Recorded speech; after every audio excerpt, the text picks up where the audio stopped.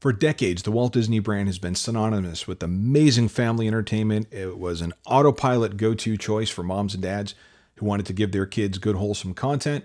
And when it came to the box office, no one could touch Disney in terms of success and money-making potential.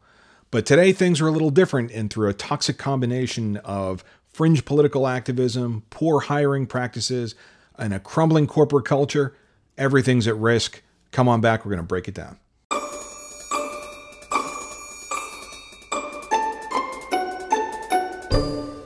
Hey folks, Mark here with The Rational Workforce. Thanks so much for tuning in. You know, a lot has been written and said and reported on about the Disney company over the past several years, most of it not good and most of it with good reason, right? This has been a company that used to be incredibly popular and incredibly autopilot from a success standpoint. But over the past several years, just about every operating part of the business has been struggling. Park attendance is declining, subscription services having its issues, and then all of their major brands, Disney Animation, Pixar, Star Wars, Marvel, they're all facing an uphill battle when it comes to the box office lately. And there's no shortage of coverage out there that's going to attack all their different external positions and things like that.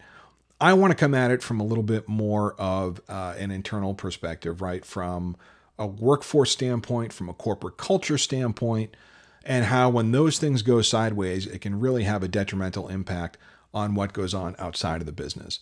So before we jump into it, though, I want to preface this by saying, believe it or not, I am a huge Disney fan. I have been, like many others, critical of them over the past several years, but literally since childhood, I have loved Disney. I honeymooned there 26 plus years ago. We've been back multiple times with our children. We've got all the merch. We've got all the movies. I'm a day one Disney credit card holder. Until quite recently, I was a member of the D23 fan club. And I am a not very happy shareholder of the Walt Disney Company as well. So what's going on? What's happening inside Disney? And I think before we jump into where they are today, it will do a lot of good for taking a look at where, I mean, actually until quite recently, they have been. So this is an article from 2019. And just look at this headline. Disney is dominating the animation category and no other studio seems to be able to compete. Key points, their brand reputation, their stellar storytelling, their emotional resonance has kept it at the top of the box office. It currently holds 7 of the top 10 spots on the list of the highest grossing animated movies in North America. And between Frozen 2's debut and Toy Story 4's box office run, Disney has garnered more than $1.4 billion at the global box office. And because this is an older article, like that number, add another billion to it, and that's how well those two films did at the box office. So this is just an absolute glowing article from CNBC, and it talks about just Disney's dominance at the box office.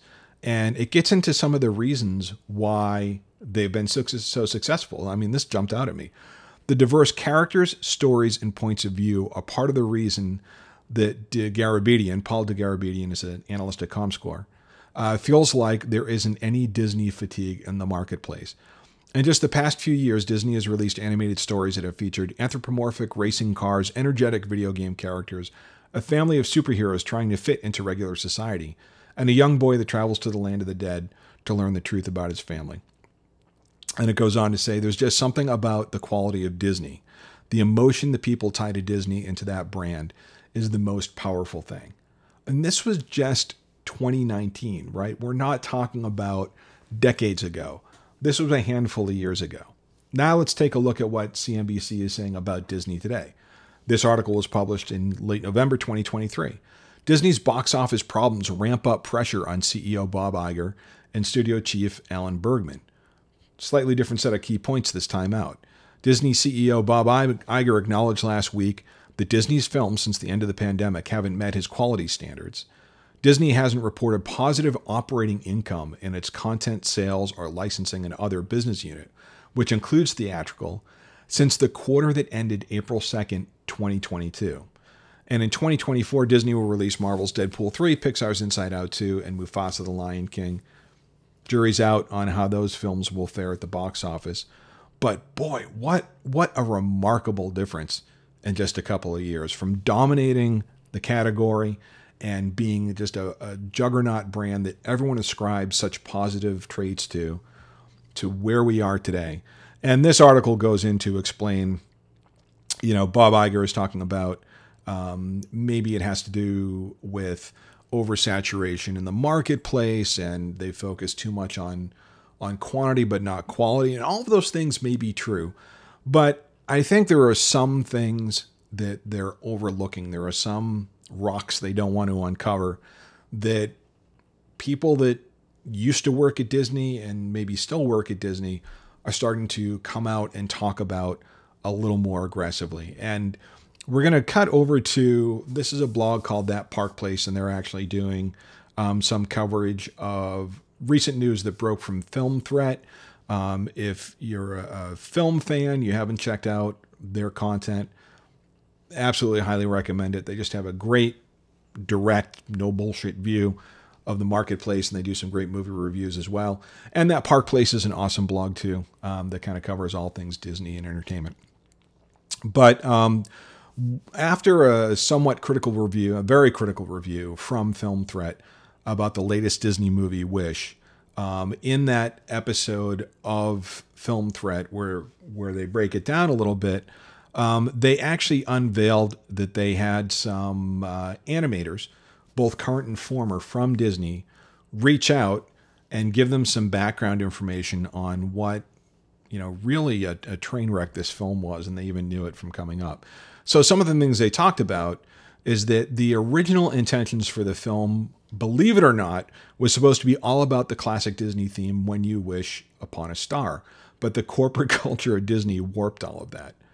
First of all, the pressure from management to hire people based on their sex or ethnicity over talent caused much friction, and many of the talented animators of the past, Disney greats, left in frustration, leaving behind a culture where the remaining people are suppressed and afraid of their jobs.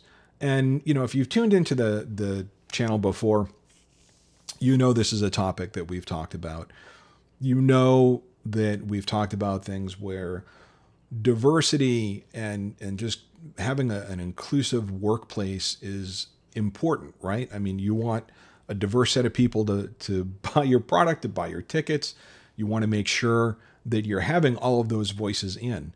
But what seems to have happened lately, and what I believe there's increasing evidence to show, that pendulum has swung so far in the direction of certain groups and certain activities that it's absolutely excluding the voices and the feelings and the beliefs and the perspectives and the experience of others. And it's happening both directly through things like hiring practices, as these anonymous tipsters may have mentioned, but you're also seeing it through how I would brand as intimidation. I'm not specifically talking about Disney here, but just in general.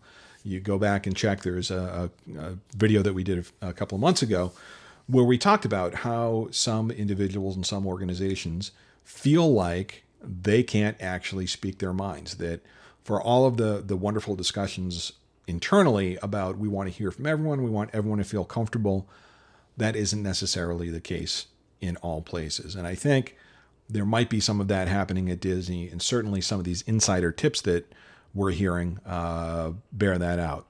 But let's go back and let's go over to that Film Threat episode directly, and we'll see Chris Gore and Alan Ng talk about another component of what made Wish a box office disappointment and how that ties in with things like modern politics. Let's give it a listen.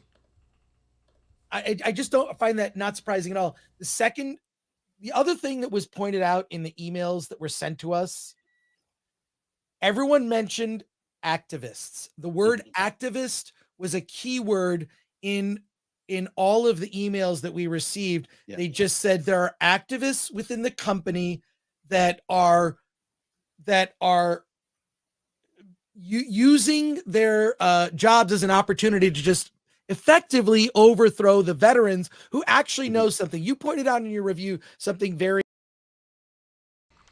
All right. So interesting, right? This employer activism, this whole concept of ESG, it's been in the news so much during the past year, and I think rightfully so. People are starting to question what is its actual value in the marketplace, and more importantly, what's the impact to employees. And if some of those moves are actually chasing out more qualified or more experienced people, you're obviously going to see that play out in the end product. But of course, Disney itself has been embroiled in some political backlashes over the past couple of years as well.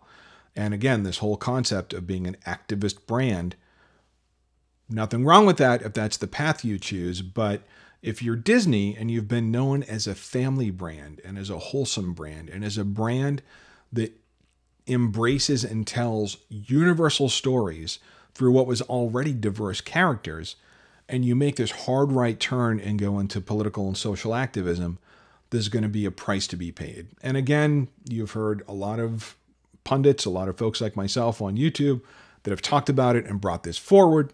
And you've had probably an equal number of people, typically through, some of the mainstream press and other review sites, just constantly slam any criticism as people who have critical things to say about this are guilty of some sort of ist or ism or any number of other negative things.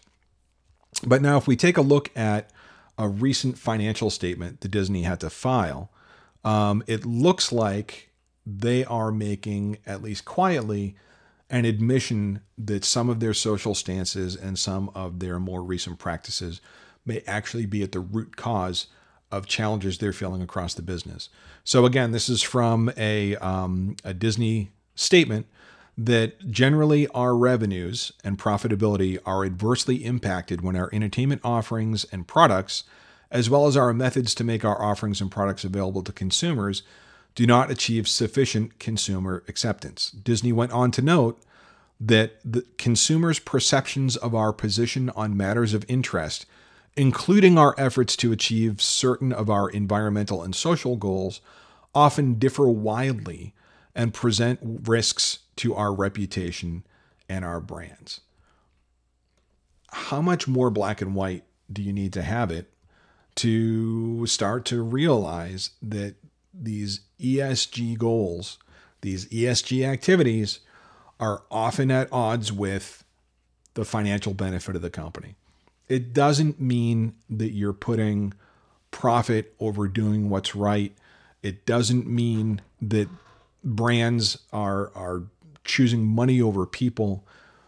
It's this activism. And I think Disney needs to figure out, and they need to figure out pretty quickly, that X/Twitter and social media amplify the loudest voices, and that doesn't necessarily give a representation of real life. And certainly, as the past couple of years have proven, those voices aren't necessarily the ones that are going to back up their opinions with their dollars. And in fact, the converse has happened, where you're seeing people like myself that have historically just poured money into Disney. I'm the dad of 3 kids. We've spent so much on Disney and Disney-related products through the year.